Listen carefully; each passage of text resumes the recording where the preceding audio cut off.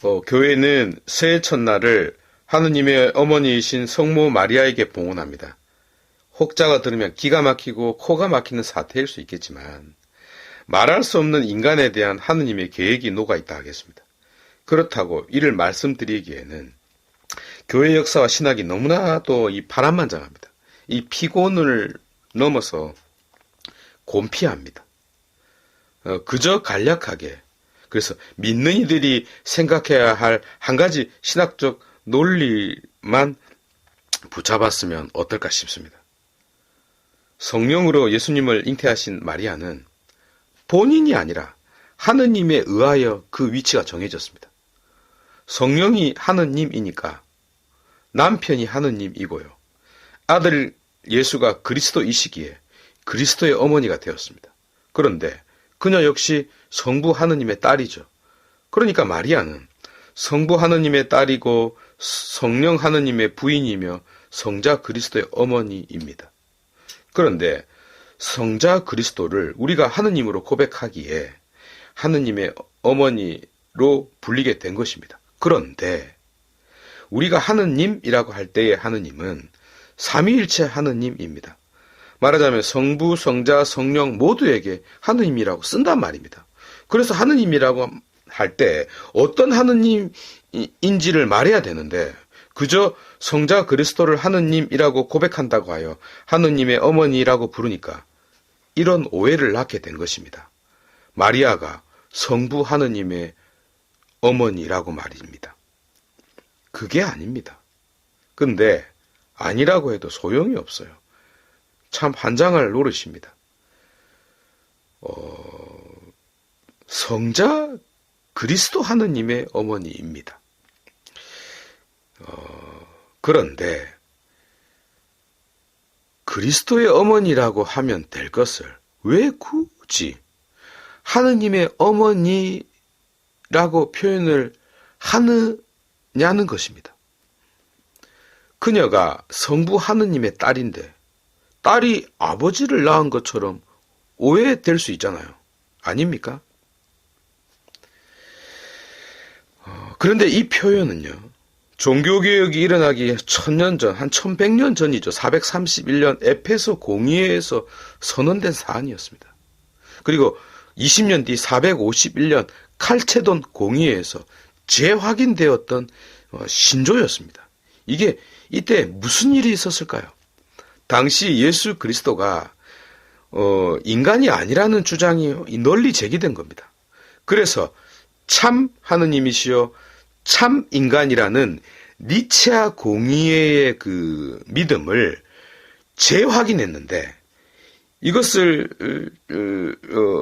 연속적으로 확인한 것입니다. 마치 약속하고 도장 찍고 사인하는 것처럼 예수 그리스도에 대한 참 신앙 고백에 그 보증 수표인 성모 마리아에 대한 정체성까지 이게 밝히면서 최종적 사인을 한 번, 두 번 더 한 것입니다. 하지만 마리아가 성부 하느님을 낳은 어머니는 아닙니다. 아무것도 아니잖아요.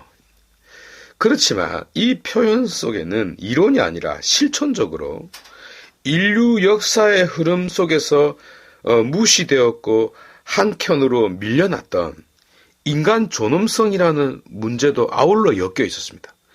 아이러니하게도 휴머니즘은요, 인간의 존엄성을 실현하지 못했습니다.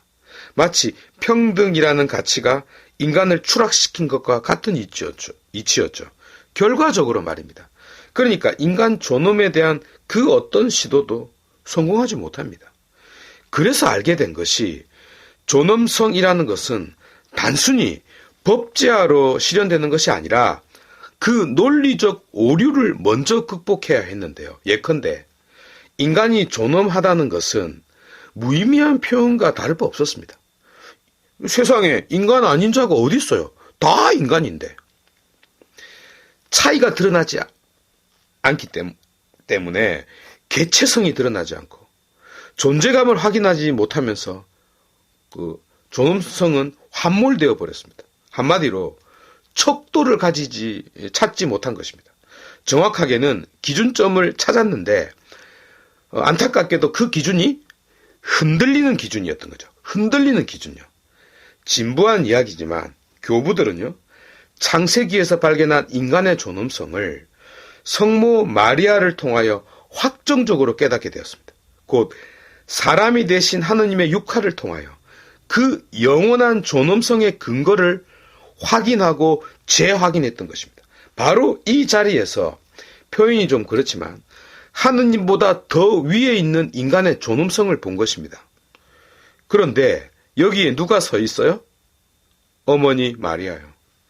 물론 성부 하느님을 낳았다는 뜻은 아니지만 성부 하느님조차 인간을 당신보다 더 높이셨다는 점은 분명합니다. 이 자리가 그토록 찾던 흔들리지 않는 영원한 기준점이었던 것입니다. 그래서 하느님의 어머니라는 이 표현 속에는 인간 존엄성에 대한 교회의 영원한 선언이 녹아 있는 것이지 마리아에 대한 숭배가 아니올시다. 왜 새해 첫날을 성모 마리아에게 봉헌하느냐라고요? 내 존엄성이 확인되지 않고 나라는 주체가 확인되지 않고 어떻게 출발해요? 그러니 가짜 휴머니즘에 속지 마시길 바랍니다. 참으로 인간을 높이는 기독교 신앙, 하느님 당신보다도 더 높이는 바로 그 자리에서 올 한 해를 출발하는 자 되어야 하겠습니다.